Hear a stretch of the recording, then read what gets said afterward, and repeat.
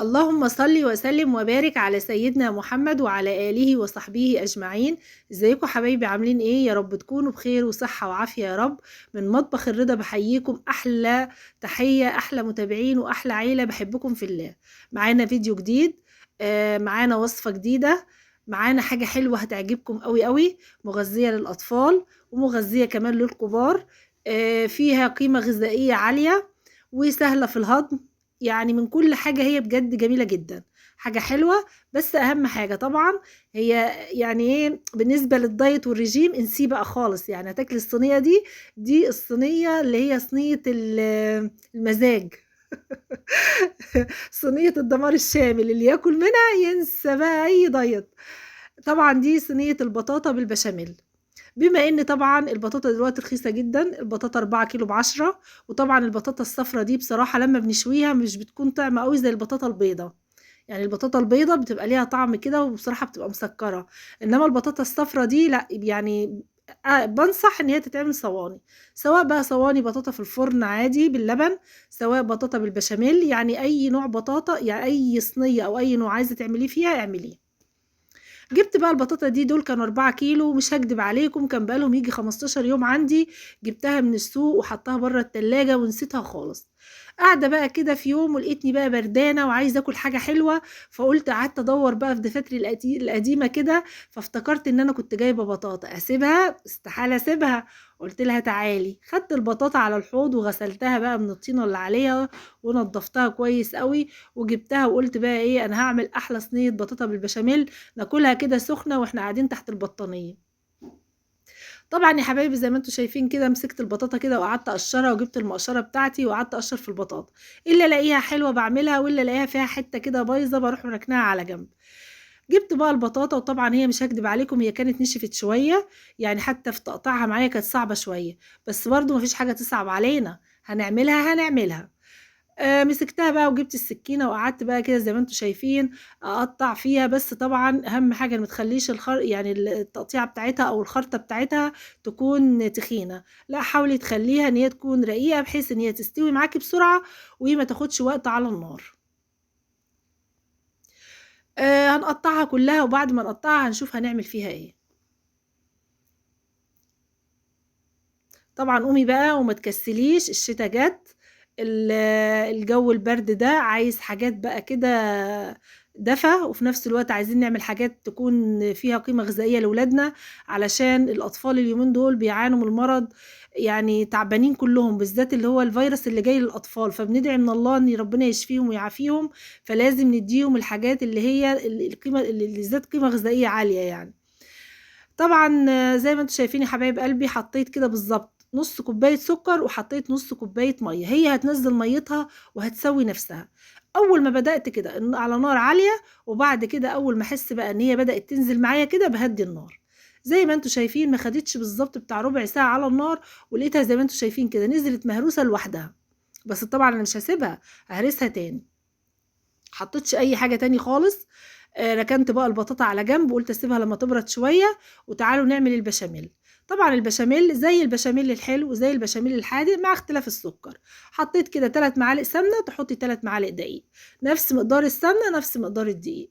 حطيت 3 سمنة، حطيت 3 دقيق، هبدأ اقلب فيهم لحد اللون بتاعهم كده، ما اعرف ان هو بدأ يديني اللون الاصفر، يبقى كده خلاص الدقيق بتاعي استوى. وانا مش عايزة البشاميل تخين، انا لا، انا عايزه البشاميل يكون ملفوف، يعني يكون وسط. نزلت بقى باللبن، طبعا اللبن ده انا كنت جايباه وغلياه، ده طبعا لبن فلاحي. بصراحه جاي بخيره، يعني ده لبن نازل جاي بخيره، جايبينه بخيره على طول يعني. ناس نظيفة وناس احنا عارفينهم وبنحب نجيب اللبن منهم على طول. زي ما انتوا شايفين يا حبايب قلبي، كان ما شاء الله تبارك الرحمن غلى معايا. بدأت طبعا بعد ما غلى بقى والبشاميل بتاعي كده اداني القوام المظبوط اللي انا عايزاه. زي ما انتوا شايفين ما شاء الله ريحة ولون وكل حاجة. معايا بقى كيسين من الفانيليا، او لو عندك فانيليا سايلة نص معلقة فانيليا وتحطيها له. طبعا انا بحب في الحلويات احط الفانيليا اللي هي الاكياس دي، علشان بتكون ما تسودش اللون بتاعي يعني. حطيت الفانيليا في الاخر عشان تفضل الريحه بتاعتها مفحفحه كده وما تدينيش طعم مراره. خلاص كانت بقى البشاميل اللي جهز. البطاطا جبت الهراسة كده وبدأت أهرسها جامد علشان أنا عايزاها تكون ناعمة جدا، ما يكونش فيها حاجة. هي ما شاء الله كانت ناعمة وزي الفل. طبعا خلصت كده كمية البطاطا، وطبعا جبت بقى البايركس بتاعي. أي صينية عايزة تعملي فيها، مش شرط البايركس يعني. هندهن الصينية من تحت كده سمنة، وطبعا هنبدأ نحط كمية البطاطا اللي احنا عايزينها. لحد دلوقتي كده احنا مع بعض فاهمين ومركزين، وعاجبنا جدا اللي احنا بنعمله. بس طبعا الحاجات الحلوة دي تستاهل من ايدكم الحلوة لايك لمطبخ الرضا لأم أحمد. طبعا الكمية اللي انت عايزاها هتحطيها، وطبعا بعد ما تحطي كده هتساوي، وهتبداي بقى ايه، مش هتاخد معاكي والله اي وقت، ما خدتش معايا اي وقت خالص. وبجد ما شاء الله عليها كانت جميلة جدا، مش قادرة اقول لكم والله احنا نسفناها يعني. حطيناها قدامنا بعد ما طلعت وكانت سخنة بقى، وانا بحبها سخنة. طبعا انت لو انت عايزاها بقى تاكليها باردة والبشاميل عليها بقى تقيل، تحطيها في التلاجة لتاني يوم. احنا بقى كنا عايزينها سخنة فقلنا لا. طبعا بقى معايا كده مكسرات، ومعايا بقى علبة قشطة كده محترمة، ومعايا المكسرات اللي انت حابة تحطيها، ولو مش عايزة تحطي ما تحطيش. ده كان عندي، قلبت في التلاجة كده لقيت عندي فول سوداني، ولقيت جوز هند. وطبعا انا مش بميل للزبيب خالص يعني، صراحة مش بحب احط الزبيب. فطبعا رحت قلت والله لا احطهم كده معاهم، هيدوا طعم لذيذ. لو انت بقى مش حابة خلاص، لان انا عملت صينية تاني عشان عندي هنا حد في البيت مش بيحب خالص المكسرات في قلب البطاطا. فطبعا زي ما انتم شايفين يا حبايبي كده، حطيت المكسرات في النص، اللي انت عايزه تحطيه حطيه، عايزه تستغني عنها مفيش مشكله. طبعا مقاديرنا مظبوطه. البشاميل بتاعنا حطينا له كوبايه سكر، علشان انا نسيت اقول دي يعني. في البشاميل حطيت كوبايه سكر، وانا بسلق البطاطا حطيت نص كوبايه سكر. كده مقاديرنا مظبوطه معايا زي الفل، عينيكي شايفه وعارفه حاجتك اللي بتعمليها وازاي تظبطيها. كده خلاص الصينيه بتاعتنا كانت جاهزه. هنجيب بقى القشطه كده معانا.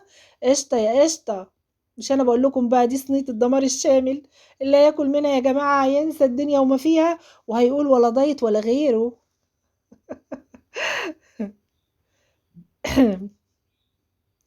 دلعي نفسك ودلعي ولادك وكلي كده وتغذي، علشان تفضلي كده بصحتك لبيتك ولولادك. اهم حاجة احنا مش يعني بنتعب طول النهار وواقفين في المطبخ وواقفين مع اولادنا، فلازم ناكل حاجة كده تغذينا، ونحس كده ان احنا ايه يعني، بنظبط الطاسة. طبعا كان فاضت معايا بطاطا برضو، فهعمل فيها ايه، جبت البايركس الصغيرة دي، وقلت بقى طبعا هعملها لمين، لبنتي بقى عشان هي مش بتحب اللي بالمكسرات. فبرضو رصيت كل كمية البطاطا زي ما انتم شايفين يا حبايبي كده، وهبدأ بقى احط لها البشاميل اللي فايض عليها، وادخلهم هما الاتنين الفرن ياخدوا لون. طبعا هما مش هياخدوا بالظبط بتاع 10 دقايق في الفرن، انا مشغلة فوق بس بصراحة ما شغلتش تحت. هو بس هاخد لان البطاطا مستوية والبشاميل مستوي، فمش محتاجة ان انا اشغل فوق وتحت. هسوي بقى الدنيا وانضف الصينية بتاعتي. واهم حاجة نظافتك كده وانت بتعملي حاجتك، علشان العين بتاكل قبل البق، فلازم عينينا لما تيجي تاكل تشوف الحاجة نظيفة والحاجة مظبوطة. خلاص الصينيتين بتوعنا جهزوا. دي بقى ما حطيتش عليها لا قشطة ولا مكسرات، سايباها سادة. الصينيتين جهزوا ودخلوا الفرن، خدوا اللون اللي انتوا شايفينه الجميل ده. بسم الله ما شاء الله كانوا زي الفل معايا. طبعا هنبدأ دلوقتي كده وهي لسه سايحة ونايحة كده بالبشاميل بتاعها، هنطلع منها قطعة زي ما قلتلك. لو انت عايزة تخليها كده لما البشاميل يمسك عليها دخليها التلاجة. عايزة تاكليها سخنة زي حالاتي كده ومش قادرة خالص تمسكي نفسك، يبقى لا بقى معاكي ربنا. بس بصراحة وهي سخنة كانت تحفة، مش قادرة اقول لكم على الجمال. يا سيدي.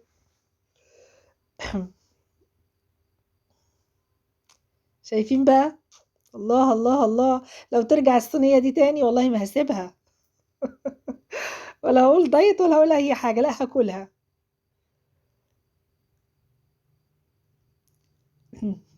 اهي زي ما انتم شايفين يا حبايب قلبي، ما شاء الله عليها. الصينية بتتكلم عن نفسها، طعم وحلاوة وجمال ودفى وحاجة حلوة حقيقي يعني. زي ما انتم شايفين طبقاتها جميلة ازاي. وقفت بقى اصور واكل، وبنتي تقول لي يا ماما انتي ده بياكلوا حاجة واحدة بس، قلت لها انا هاكل الطبق كله عادي يعني. إيه، تستاهل من ايديكم الحلوة احلى لايك، وصينية يتقال لها سيدي يا سيدي على الجمال يا سيدي.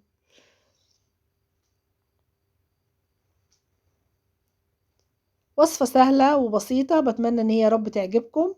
قومي وما تكسليش وهاتي الحاجات اللي فيها اللي تستفاد منها أولادِك، واللي فيها غذا ليهم، واعمليها، وبالذات في البرد ده علشان أطفالنا اللي إحنا شايفينهم كلّهم تعبانين الأيام دي، ربنا يشفيهم ويعافيهم يا رب.